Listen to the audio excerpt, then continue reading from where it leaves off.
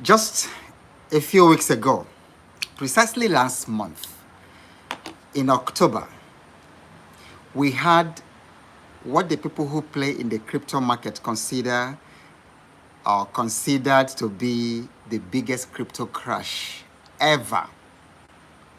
And then as things started unfolding, we started hearing unfortunate developments, about crypto millionaires who were taking their own lives because they couldn't stand the shock of the losses of the market crash. So today I'm going to tell you a story.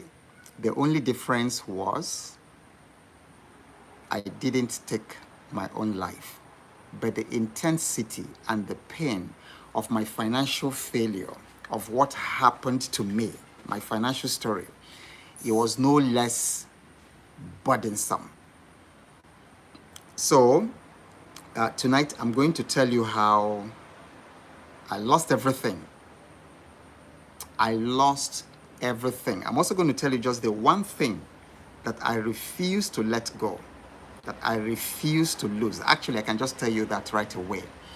I lost everything money could buy, but I refuse to let go of hope. And also, I refuse to let go of family. And I'm going to be unpacking this as we go on. So my name is Ogbo, Awoke Ogbo, for those of you who are joining the live stream for the first time. And the high point of my career was working with Shell. I actually started working with Shell, SPDC, Shell Petroleum Development Company, based out of Port Harcourt. And while I was working with Shell, Chevron made me an offer that I couldn't refuse to. So I left Shell and went to Chevron. And Chevron's office is in Lagos. So I had to move my family from Port Harcourt to Lagos. And I worked 6 more years with Chevron, and Shell came back and made an offer that was just too good to say no to. So I went back to Shell, this time working with Snepco. And I was the GIS specialist in Shell. And my role was to be responsible and to manage all the geographic assets of Shell's deep water, multi-billion-dollar deep water investment. And so what happened was in 2007, I had a special assignment at Shell's headquarters in the Netherlands, Rijswijk in Netherlands. And so things began to shape. I'm giving you the context of how I experienced total financial collapse. And I'm going to give you exactly what I did to come out of it. Chances are that you listening to me are facing some kind of financial reversal or some kind of financial collapse. And you may also have been affected by the recent market crashes. The crypto crash, which I mentioned at the beginning, that made a lot of people to take their own lives, or the stock market crash, which is currently going on. And then there are also bigger crashes coming. So what I'm going to be sharing with you tonight is totally unscripted, is very true, without any exaggeration. And I'm going to share that so that if you are going through some financial reversal right now, you know exactly what to do. And if you're going to get into one, because 2026 also promises to be a very exciting year, but at the same time, it might be also a very difficult year economically for so many people.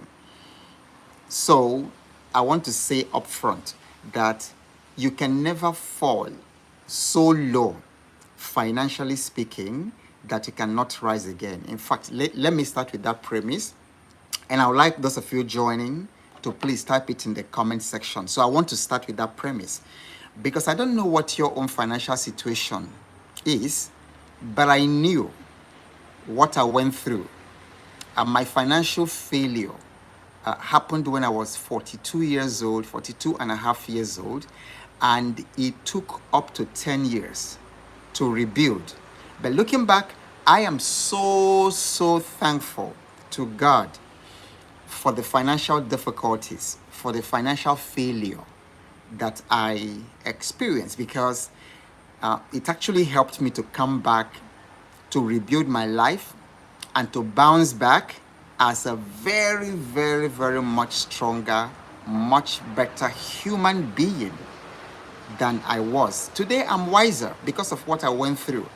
And today I'm able to help thousands of people who are going through similar situations in their finances, telling them that it doesn't matter how bad things are, you can never fall so low that you cannot rebuild your life when it comes to finances. So, and I would like somebody to capture that in the comment section. You can never fall so low financially that you can never rise again. I am proof, because I fell so low. So let me go back and pick up the story from the context that I started laying. So while I was in the Netherlands on a special assignment at the Shell International office at international headquarters at Rijswijk, I had this epiphany. Somehow, before that time, I had started feeling that my life was much more, that there was much more to life than just, having a great job, having a fantastic salary, traveling around the whole world, having financial security for the family, because Shell took care of our health, our insurance, our every single thing, our travel. I remember in those days, if I had to travel to the United States or travel anywhere, I didn't lift a finger. It's the Shell, a unit in Shell's HR that took care of everything visa, and everything ticket landed on my table. And the day to travel, Shell or even Chevron that I worked with also would send a driver to pick me from my residence. And, they will come with the spy police. And then, so it was quite some bit of life. It was very comfortable. It was very comfortable. And so you had this spy police vehicle escorting me to the airport. And then you get to the airport. By the time you get to the airport, Shell protocol officers were already there. I didn't lift a finger. They had all my travel documents. They took my luggage from the boot of the car, and they went straight. And of course, because it was business class, they went straight, got my boarding pass, gave me, and then I went to the business class lounge. And so it was a very good life, very soft life. And part of why I'm grateful that I failed terribly financially, that I fell flat on my face financially, part of why I'm grateful, and that's something I want you to start learning, is that life I was living in Shell gave me a false sense of wealth. Type it in the comment section. I want interaction. It gave me a false sense of wealth. Type false sense of wealth. Type it.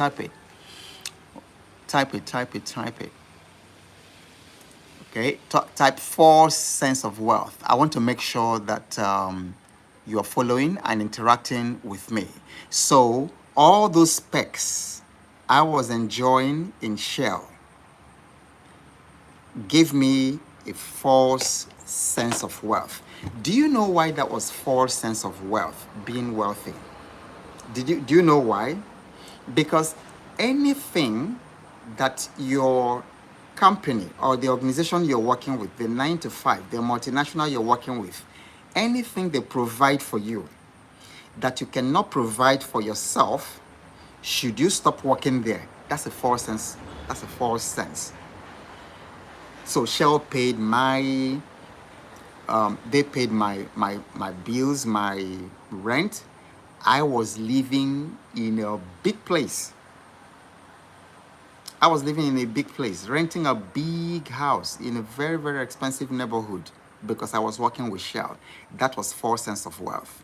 Because I discovered soon enough, after I quit Shell and everything came crashing, I discovered that I couldn't afford that lifestyle. I couldn't afford rent in that place. And I'm going ahead of myself, but you will understand the implication of this background I'm laying, because eventually I was unable to pay rent. And then they booted me out of that neighborhood. I had quit notices and then ended up squatting my family. So one of the biggest dangers of wealth for people who are working 9 to 5 or people who are in positions of government, I see a lot of them all the time, pushing us off the road, using siren, displaying so much power. There's this sense of power. You are in office, you're a politician, you've got a lot of money. Or you're working with IBM, you're working with, what are the big names? You're working with Apple, you're working with all those people. It can give you a very false sense of wealth. That's what happened to me. So I'm grateful that I eventually fell, because that fall reset my understanding. So while I was in Rijswijk in Netherlands, on this special assignment with Shell, I had an epiphany, because I began to realize that life was much more than all these specs. Life was much more than, all these false sense of power and control and money and all that, business class, all that, So I got back to my apartment that day, that evening, and I asked myself, if I'm dying, if I'm in my deathbed, if I'm in my deathbed in another 30 years, 40 years, 50 years, I was asking myself at the time, and I looked back at my life, would I say, looking back at my life and the way I was living at that time, would I say that this was a life that was lived well? This was a life that honored God and served humanity in such very memorable way? And the answer was not. The answer was no. Because the trajectory I was going at the time was the same trajectory. People who had very good jobs, or people who were in Shell at that time, I could see the trajectory. You've got a good career. You send your children to study abroad. You build a magnificent mansion in the village. And then maybe they give you a title or something like that. And then you retire. And then you'll be taking your pensions. That was where I was heading to. And I said, no way. Ogbo is bigger than that. Ogbo's life is much bigger than just, he had a good job, trained his children abroad, built a house in the village, and all that. So that was now the origin of one exercise I did, which I'm going to encourage everybody to do that exercise, because that was a defining exercise for my life. That exercise helped me when I eventually had a financial failure. What was this exercise? I sat down with my journal and said, what are 100 things that I must accomplish before I die? Type it, everybody, type it in the comment section. Type it. I need interaction. This is a coaching session. It's also a podcast. It's many things, but I need this interaction. Type it in the comment section.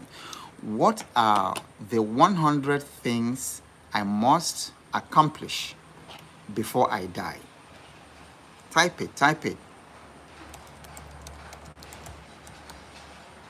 What are 100 things I must accomplish before I die? So now I made a list.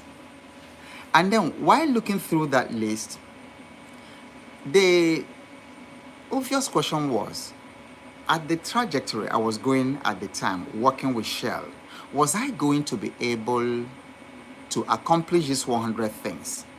And the answer was no.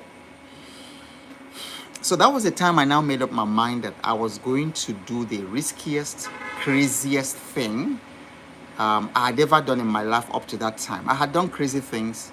I had done crazy things before, like getting married, quitting my job, and then entering postgraduate school, all within 1 month.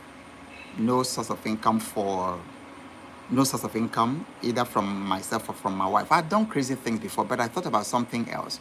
I was going to quit Shell. So now I did an exercise I also call T-shaped thinking. You see, I designed coaching exercises because I am trained, I'm certified as an executive coach. I trained in the United States and certified as an executive coach. And coaching is very powerful. Self-coaching and then coaching others, providing frames and asking questions that actually re-engineer people's destiny. And then you need to start asking yourself the hard questions, because many of us don't ask hard questions. We are trying to answer soft questions, but it's the hard questions of life that actually move you forward. Okay, so I now took a sheet of paper, drew a line in the middle, and then crossed it at the end. And then on this side, I said, what are the pros and cons of leaving Shell? And then on this side, I said, what are the pros and cons of staying in Shell in relation to these 100 things that I wanted to do? Now, by the time I put these things down and looked at both sides, I quickly discovered that staying in Shell, staying in the job, was a risk. I also discovered that leaving was also going to be a risk. Like if I look at it, the impact of the decision over a 10-year period. So I decided to choose risk. I decided to choose the risk that tended to push me toward the 100 things I want to accomplish before I died. So that's what I did. When I came, as God would have it, came back from Holland, the following year, Shell did what they used to call selective voluntary severance. So I took the package and left Shell. Okay, so far, so good. Everything was going great. I decided I was going to start a business. Business idea, fantastic. I had enrolled in a Robert Kiyosaki coaching program. It was called Rich Dad Coaching at the time, 2007, in preparation for my leaving Shell. So I enrolled in this program. I believe it was $7,000 or $10,000 at the time. So I enrolled in this program. It was for a 10-month thing, and they were coaching me over, of course, long-distance phone calls, and it was very helpful because the first thing that Robert Kiyosaki did for me, the coaching did for me, was to complete Winslow profile, something I had not done before this time. So to do a personality survey, to actually get to understand me, understand myself very well, my strengths, my weaknesses, my tendencies, and all kinds of things that helped to show what kind of entrepreneur I was, and then what kind of strengths I could leverage. So I completed the Winslow profile, and then completed the Robert Kiyosaki coaching. Now, and I quit. But something happened before this time. Many of my colleagues in Shell at the time, and in fact, the manager of the Shell cooperative at the time, we had three Shell cooperatives for those of you who work in Shell or who worked in Shell at the time. So there was Cope East, there was Cope West, and then there was the Lagos Cooperative. Now, the manager at the time of the cooperative in Lagos, they all subscribed to a hedge fund. That's what it was called. That's what we were meant to believe it was at the time. Now, it was called Nospetco. So there were all kinds of things flying around at the time. Nospetco was paying people 9 or 10% every month, whatever you invest with them.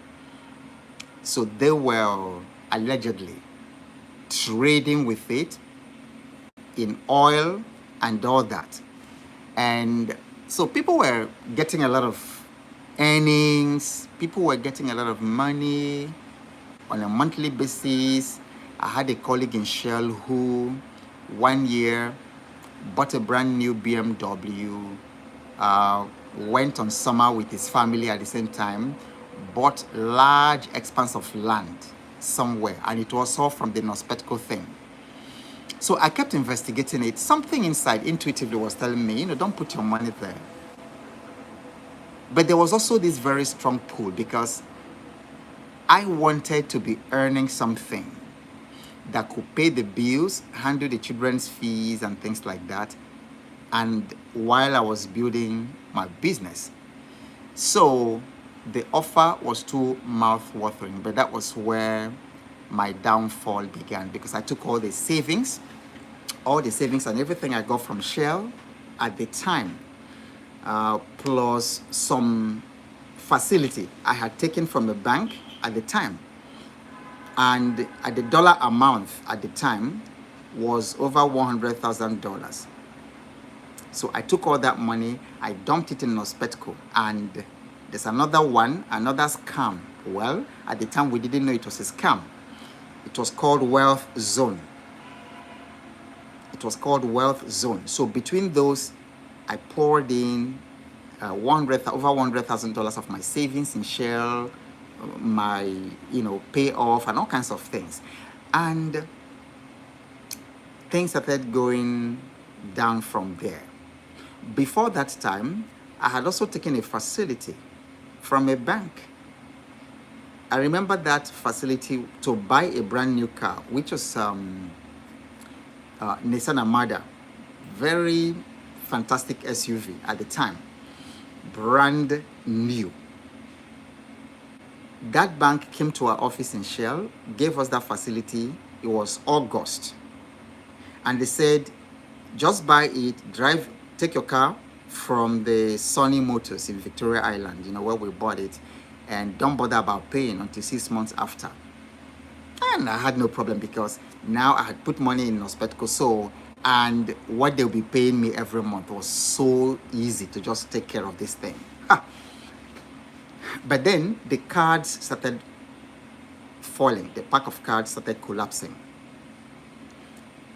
Weeks after I put that money in Nospetco and Wealth Zone, the SEC, Security and Exchange Commission, came out and declared those hedge funds or those companies, they declared them Wonder Bank. I don't know how many of you were old enough at the time in Nigeria to remember that era of Wonder Bank. And then if it affected you, and then if it affected somebody that that was how, ladies and gentlemen, I lost all that money since 2007, over $100,000 at the time. Since 2007 till now, today that I'm talking to you, that money has been gone. Some point they will tell us, oh, it was frozen, that they will pay us, come to our office and all that. That money is gone. 2007 to today, is that not like, that's almost 20 years. It's getting to 20 years. That money is gone. That money is gone. And now, to worsen that, 2008 was the year that we had this very serious economic meltdown. So even the investments I had in the stock market became worthless. And then I had to liquidate everything at loss because we had to to eat food as a family. So from there, everything else began to go down. 6 months after, which was now 2008, I managed to make the first payment for the SUV, make the second payment or something. From the third one, there was no money. I defaulted. And then the banks came after me. Banks I had taken facilities from, they came after me. It became so bad and so heated that my debts were in the tens of millions. In the tens of millions. Probably equivalent of 200 and something $1,000. Serious debt. And as they were hitting me, they sent debt collecting agencies, debt collectors. And these agencies that collect debt, I don't know the kind of human beings they are. Very, very, very inhumane. Very inhumane. It was, I've not borrowed money again since after that experience. They will call in the morning, they will call in the afternoon, call in the evening, call in the night. They are threatening, every single day. They just want their money. And then it went on. I went to they were threatening. They would send me to jail. They would send, they would take me to court. All kinds of things. It was just such a psychological. It was psychologically traumatic at the time. Managing debt. My debtors were after me. I had children who were still in school. I was defaulting in school fee payment. And then my children were variously sent home because I couldn't pay school fees, and they stayed home. One stayed home for almost a year. Another one stayed home for a full term because I couldn't pay. I couldn't pay school fees. While this was going on, rent became a big problem. I started owing rent. I owed month 1, month 2, month 3, month 4, month 5, month 6, month 7. The landlord couldn't take it anymore. I looked around me. There was no money coming from anywhere. There was just no money coming from anywhere. And then we are living in this big house, in this expensive neighborhood, with a wife and young children. Remember I told you at the beginning that after what I've gone through, that I can confidently tell you, I don't know what you're going through yourself, but I can confidently tell you that you can never fall so low financially that you cannot recover. It's not possible. And over the years, I've had the wonderful privilege to help people, who were suicidal, to help them. I've helped many men, especially men, because there was one woman, but hers was a different case. But men who wanted to just end it all because of financial burden, financial stress. And I share my story and I say, I've been there, it's not worth it. Your life is much more valuable than whatever it is that you're going through. Your life is much more valuable than whatever. I don't know what you're going through financially right now. Maybe you're owing debt. Maybe you're just coming out of divorce, bitter divorce. Maybe you lost your house or your property as collateral to a bank because of loans that you couldn't repay, whatever it is. Maybe you're listening from in the US and you're actually homeless. You're living in your car.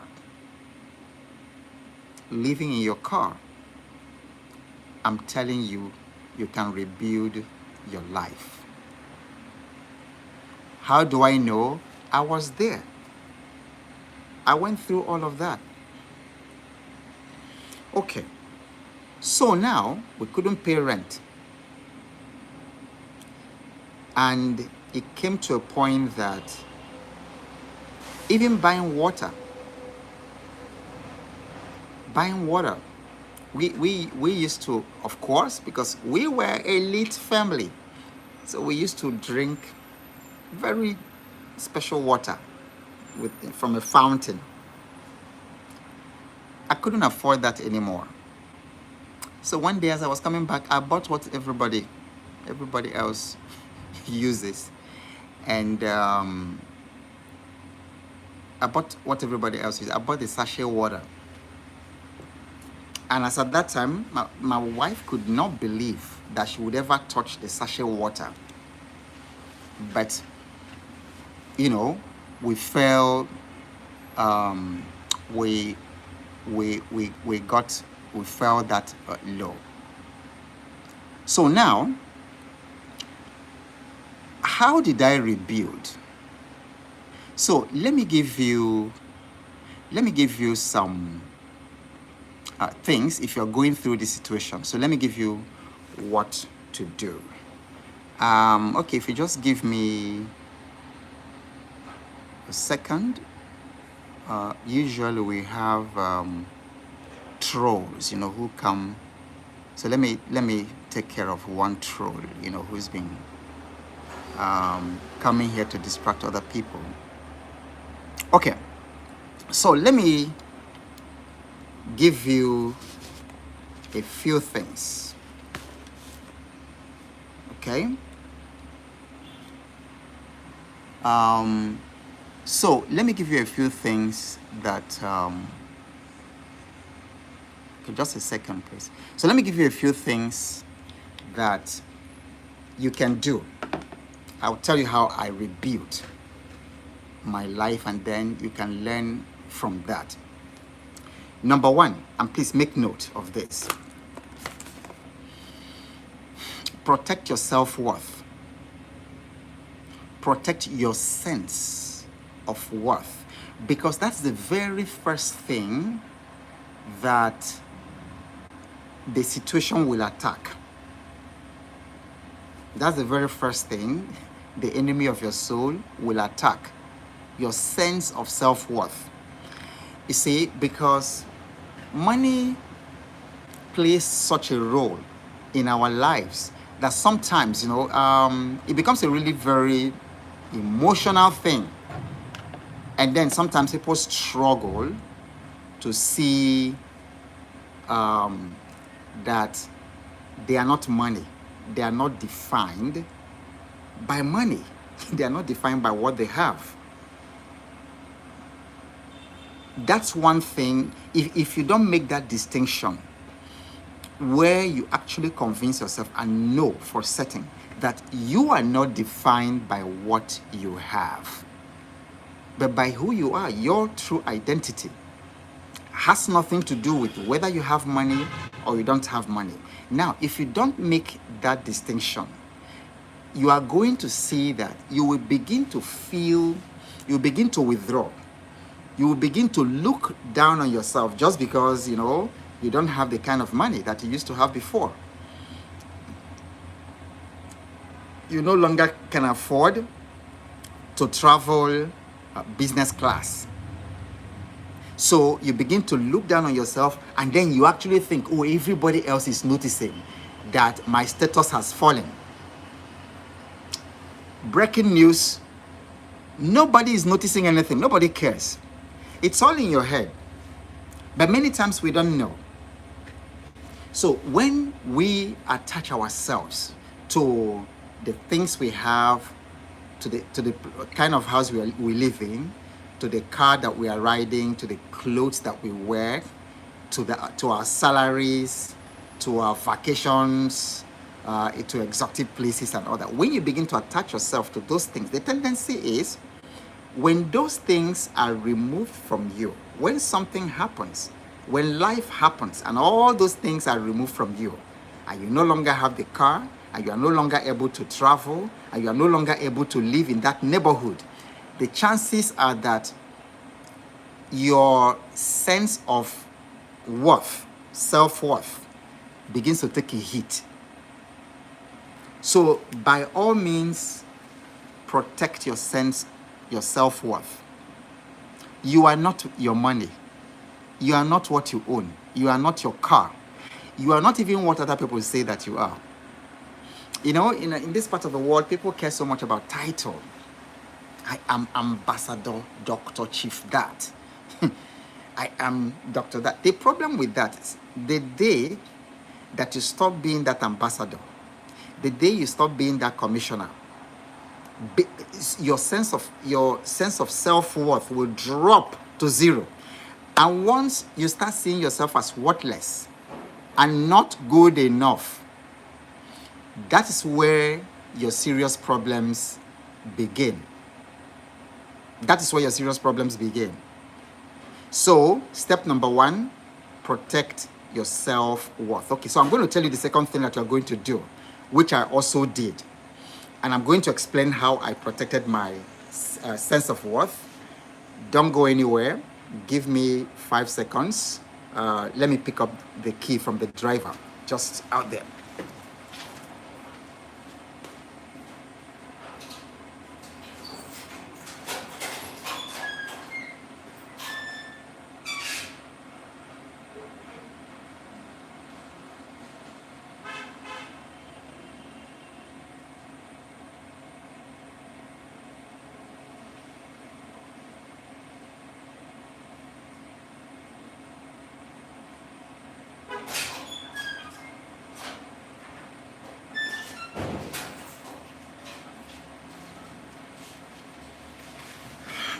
Okay, thanks for waiting. Okay, so how did I protect my self-worth?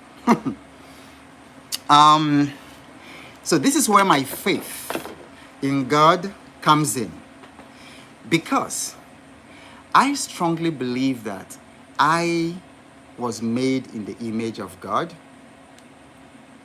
I strongly believe that just like you are made in the image of God, and we derive our value. I derive my value from the love of God for me and from a strong sense of understanding of His purpose for me, that He made me for a purpose. So, God values me. I am valuable. I'm the apple of His eyes. So the fact that I don't have a car, because the banks came and repossessed the car. The bank came, repossessed the car. So the fact that I didn't have a car, the fact that I didn't see the millions anymore did not make me any less valuable. And then my wife and children will tell you, I never came back home any day depressed, because all those things were not there. So that was a blessing to me, just knowing that God loves me, that I'm loved, and that it doesn't matter how low things get, God has got me covered. And in fact, the scripture says, cast your care on Him because He cares for you. And He said that your Heavenly Father cares for the sparrows. You know the sparrows, little birds, ordinary birds. He said that no sparrow falls to the ground without the permission of the Heavenly Father. And then He says that the hair on my head is numbered. There's a unique ID for every strand of hair on my head. Ladies and gentlemen, I'm valued. You. So that same scripture said, if God cares for sparrows, for ordinary birds, if God clothes flowers, which are bright in the morning, in the afternoon they die, say, how much more you? How much more you? God loves you. God values you. It's unfortunate that many religious worship places have painted a false picture of God, to the public. But He is loving. He loves. He cares for you. He cares about you. So that kept me going. My faith kept me going. Okay. Now, Number 2, relationships. First of all, within your immediate family, your spouse and your children. Keep it intact. Keep it warm. Because that is one of your most powerful assets. There's harmony in the family, and there's unity, and there's love in your family. That is a tremendous asset to rebuilding your life if you are falling financially. But a lot of people don't know. So if you have fallen financially, don't make the mistake of going out there to spend more time looking for money than you spend with your wife and children. Don't make that. The temptation is there. Because you might say, oh, but if I don't go out there to run around for money, I won't feed them. But it's the other way around. So, in my case, I'm particularly blessed. This is the 30 years of my marriage. This is the 30th year of my marriage. That I have just such a fantastic, wonderful woman. Because when you are fighting through life for financial reversal with a precious woman, one that you love and she loves you, it's much easier. I can tell you that truly. Love conquers everything. Love conquers everything. But if you and your husband, or you and your wife, every day you quarrel, you continue to tear yourselves apart, coming out of financial failure will be very difficult. Will be very difficult. In fact, one scripture says that husbands should love their wives and show understanding with her as the weaker vessel. And then he said, so that your prayers will not be hindered. So there's a spiritual principle there, that if you are going through financial hard times, financial failure, and there is no harmony, no agreement in the family, in the home, your prayers are not going to be answered. It's going to take a long, long time. And this is usually the time that financial difficulties morph into bedroom difficulties, and then they morph into separation. So, give attention to your relationship. Spend time, if you're a man, assuring your wife. That's what men do. Spend time and assure her, because it's actually difficult for the woman.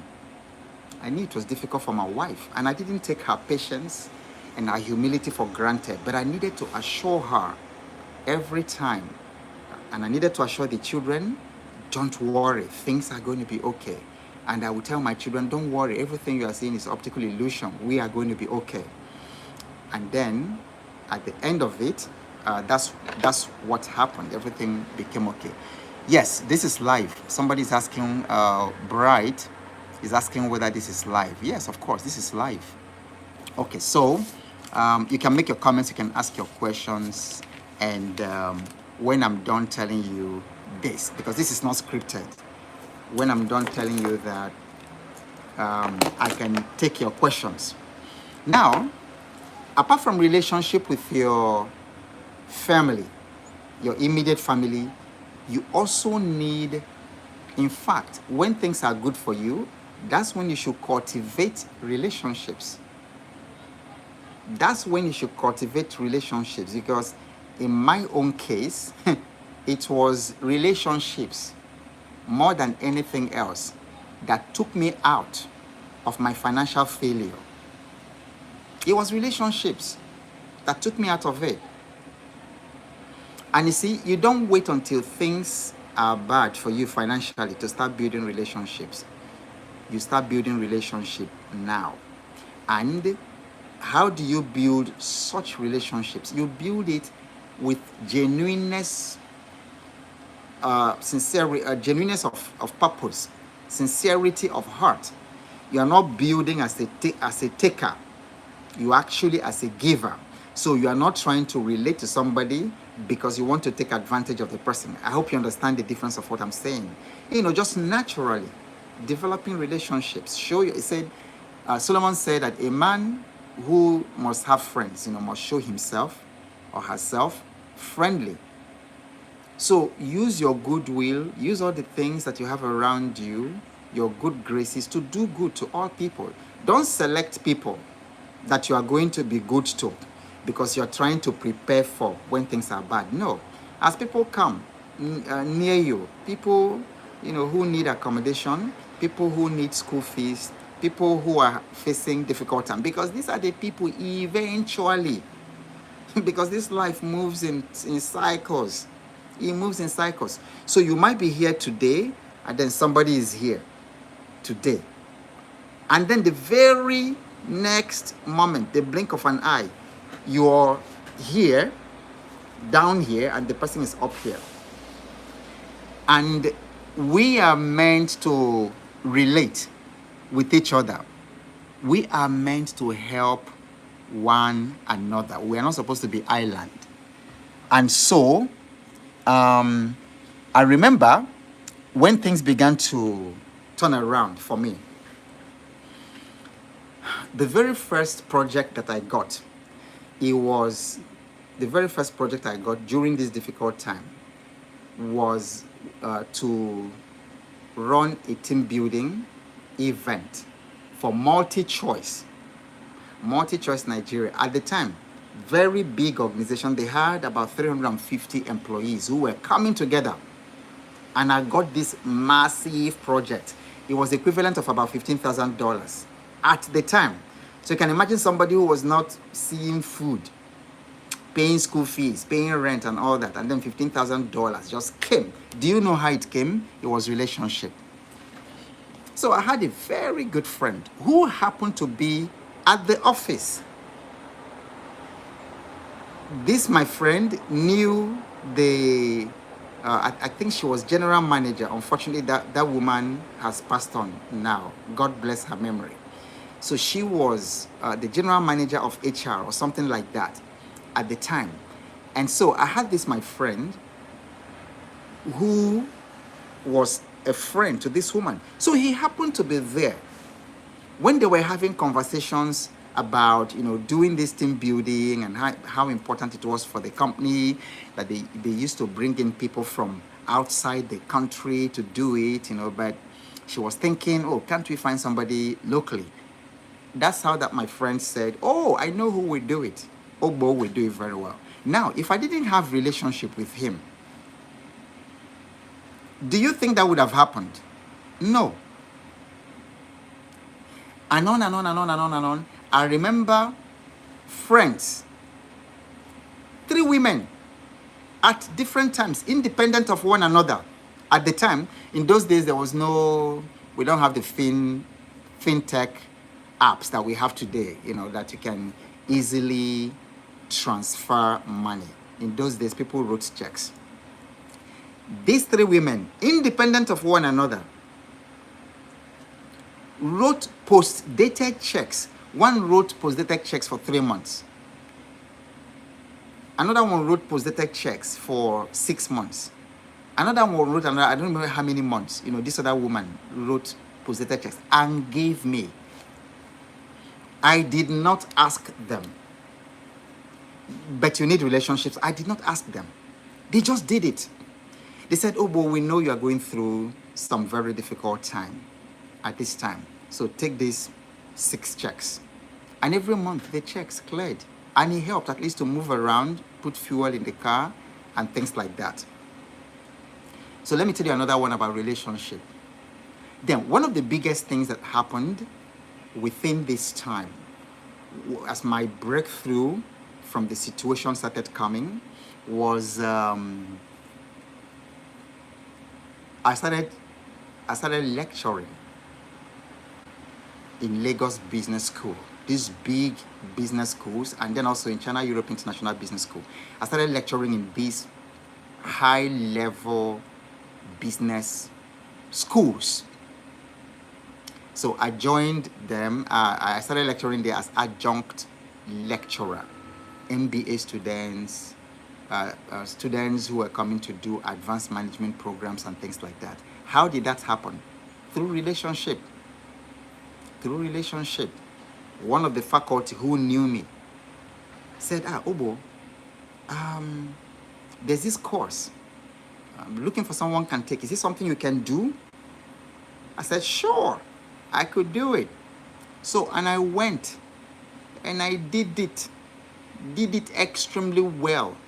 She, after the feedback, she came, ran to the office, met me, said, oh, Ogbo, this is wonderful. I was actually scared as I was giving it to you to do. I never knew that you could even surpass. And then from there, another one came, and another one came. I was getting paid, and at the same time, I was getting to know those students, because for those of you who know Lagos Business School, that's where the cream de la cream of the business world in Nigeria, that's where they come. That's where all of them hang out.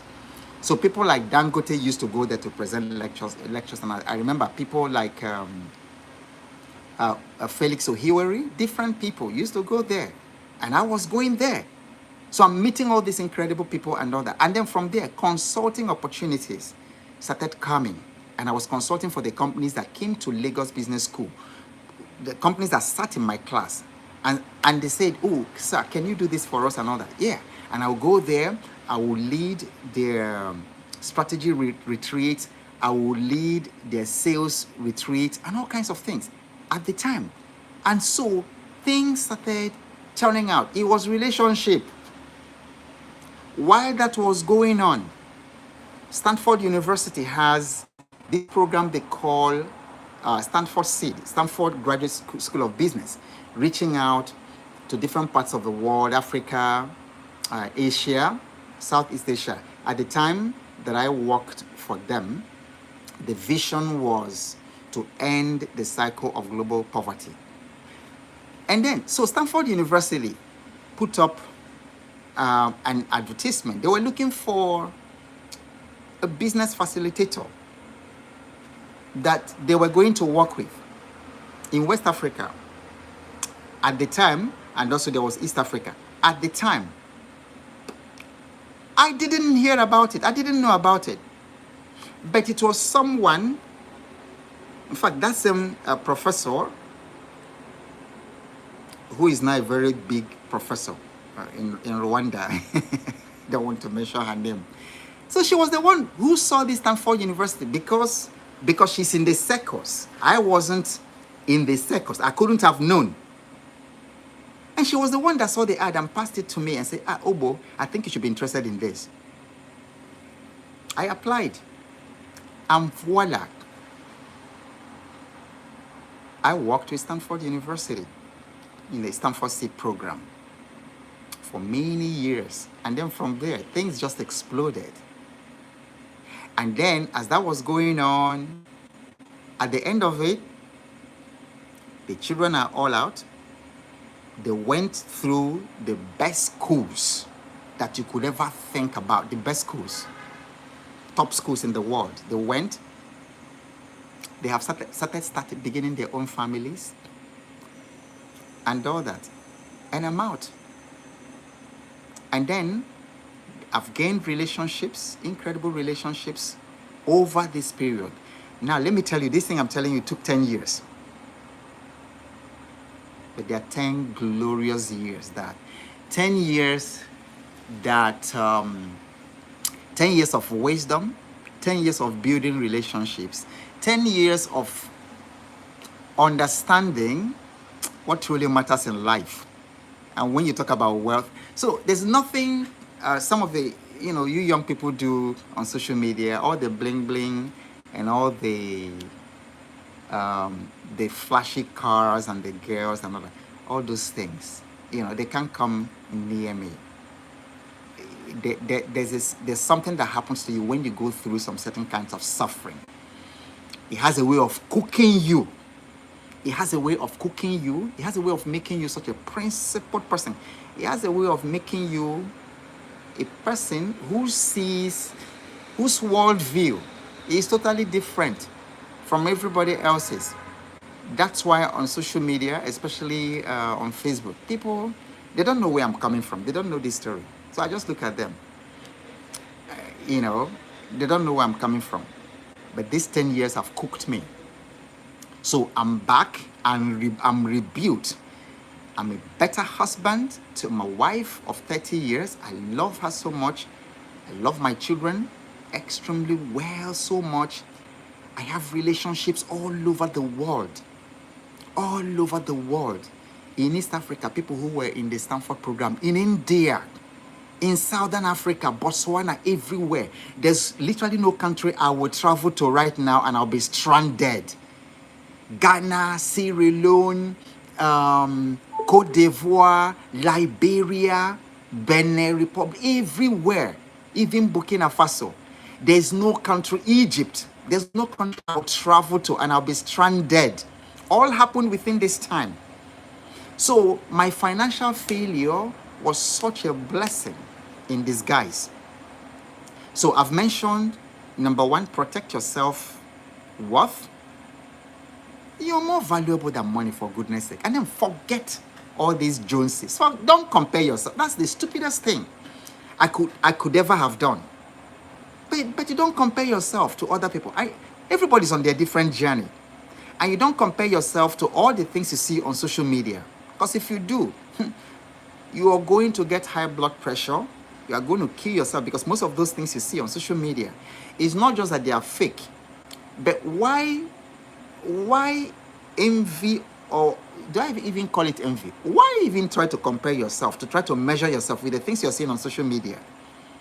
So I have contentment. No, I'm not a billionaire. I don't have $1 billion anywhere, but I am wealthy. I'm so blessed. This journey has been wild, to borrow Gen Z language. It's been wild, but it's been amazing, because now I understand truly what wealth means.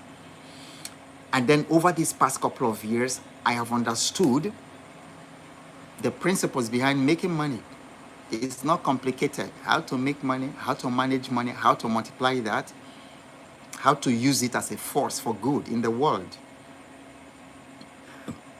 And then if you go through my videos and my previous work, you hear me talk a lot about systems. This is how I came about those systems. You create a system and then be patient. You will come out of it. So the other thing that I can mention that will help you, that helped me to come out of my financial, to rebuild stronger and bigger. Humility. Please type humility, okay? Type it in the comment section. Type humility in the comment section. And then if you are joining and you haven't liked this session, I wonder what you're thinking. So take a moment and then put love there. Put your love, show your love. And if you haven't subscribed to this channel, please do so. I mean, if you're getting value, the least you can do is to just put your love. Just hit that love and then hit that share button, because somebody who needs it might just see it when you do that, okay? And if you haven't subscribed, hit that subscribe button. Okay. Why is humility important when you are to rebuild yourself financially? Extremely important. So let me tell you what I did. I sold from the boot of my car. Mind you, this was an ex-Shell staff. If you knew what it meant in those days to be a Shell staff. I was at a grade where I was given a car. And I was not only given a car, the company paid me fuel allowance every single month. And the fuel allowance I used to get was 2 to 3 times what graduates used to be paid in those days at my level. So that's who I was. But I sold coffee from the boot of my car, driving around and selling coffee, Organo Gold coffee, because I wanted to pay school fees. So I didn't care. And people would look and say, oh, this Was this not this guy working in Shell? This is not the one, selling. Yeah, I did. Somebody just put there, how do I start? Start from somewhere. Start from around you. It's humility that will ask that question, because many times, we carry ourselves so we say, no, that's beneath me. Do you know what else I did? I sold fruit juices. I made fruit juices and sold by the roadside at Opera Square in Enugu. So I put my Bluetooth music on. I had my bottles of juice, pineapple juice with ginger, tiger nut milk, orange juice, all kinds of juices I made.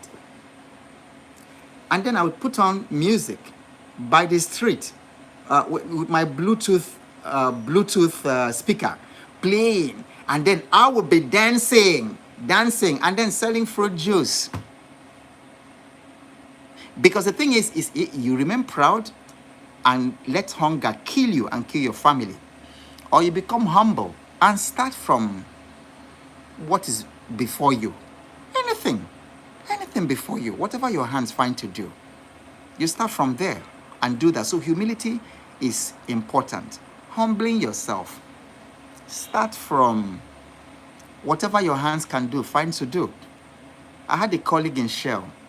She narrated that story. It was very, very touching, as it was inspiring. Their father died when they were very young, and I think there were 4 children. And their mother was, I think, a headmistress in school, headmistress or principal in school, one of those. And it was tough bringing up those 4 children. What did this woman do? She sold things. She sold things in the house, first of all, clothes and all that. Then she now started selling petty things. She would go to the market, village market, and she'll be selling things, clothes and all that. And she trained all those 4 children, including her. And she went through school, studied geology, I believe she did, and became a Shell staff. So she did it. Another woman, her husband was assassinated, unfortunately. So that one is a family friend. She had 4 children. This woman started peeling egusi. Egusi, I don't know if you know egusi. Those of you who are not from this part. So egusi is melon, some sort of melon seed that people in West Africa used to make some special stew for food. That's what this woman started making. She will buy egusi, she will peel it and sell in the market. God bless you. If you are listening to this, Onome, you're wonderful. You're a hero. And she trained all those children. If you don't, and she was a PhD. She was a PhD. Without humility, you can't start from somewhere. Because you will continue to look at, okay, I used to work in Shell, so I can only get contract. So let me go and meet this governor. Let me go and meet this mayor to give me contract. I need something that is my status. Nonsense. Hunger will finish you. You got to be humble. Start from somewhere. I started from there. I sold fruit juice by the street to pay my children's school fees, because I told myself, whatever it takes, these children are going to do well. Okay, so if you have, pumpkin seeds. Yes, thank you for correcting. So not melon. Is it melon? Or is it the same thing? Pumpkin seeds might be different. Pumpkin is Ogbo, I think. But egusi is melon. Yeah, it's in the melon family, because if you look at the seed of the watermelon, egusi is almost that. So I think it's in the melon family. All right. Did anybody find value today? If you did, put value in the comment section if you did. And we'll be talking a lot more about things like that, because this is real life. This is real life. We can be talking about all those big things, but I realize that people are going through a lot. People are going through a lot.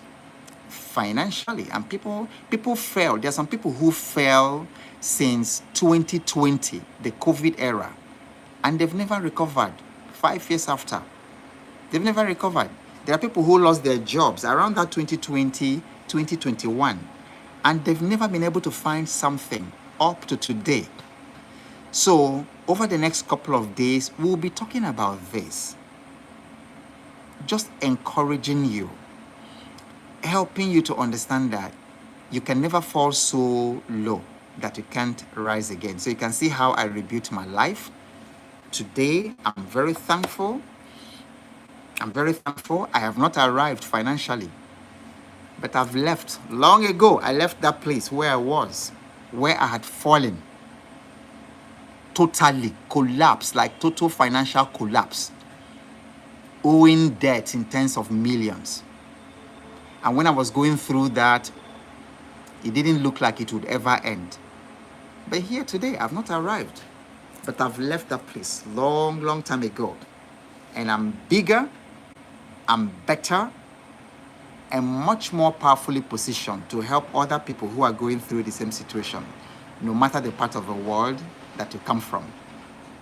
All right, so, and if you need more specific help, I run a wealth mentorship program.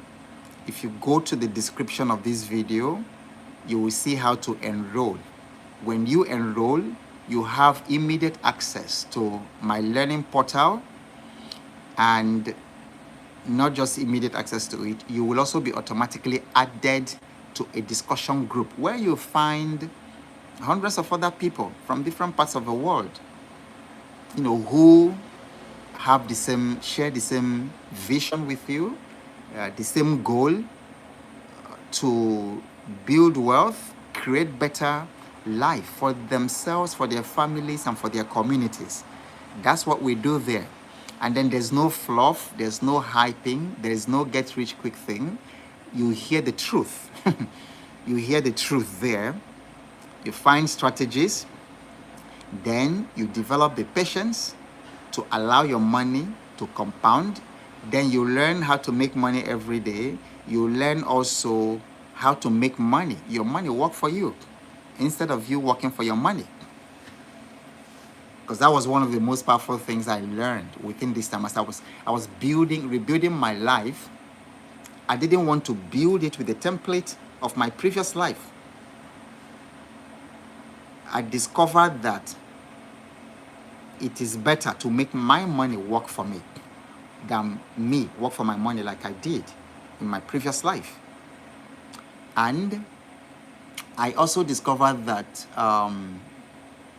that building systems, especially if you're already 35 coming to 40, building systems was more important than chasing money, because it is systems that will automatically take care of you.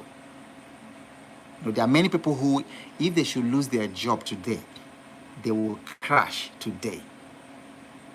But not so with people who have built systems. Your systems continue to run even after you die. Your system continues to feed you. So these are some of the things you learn in the wealth mentorship class. So if you're already not part of it, you go to the description of this video, and then you'll find exactly how to take advantage of that. Okay, was this helpful? Somebody, was this helpful? Yeah, okay. Baku says excellent. Yes, okay. Commendable value. All right, excellent. All right. So it's been wonderful. Usually we hold this at 8 p.m. So I know that most people who join have been maybe waiting for 8 p.m., but I'm experimenting with different times. So it's something that we do, that I do. I decided I'm going to start. I used to do this every day. We took a break. We are starting again to do this every day because the world seems to be passing through some really very difficult economic times. And I want to be there for you to answer your questions and then to give you ideas and thoughts that would help you go through this period successfully.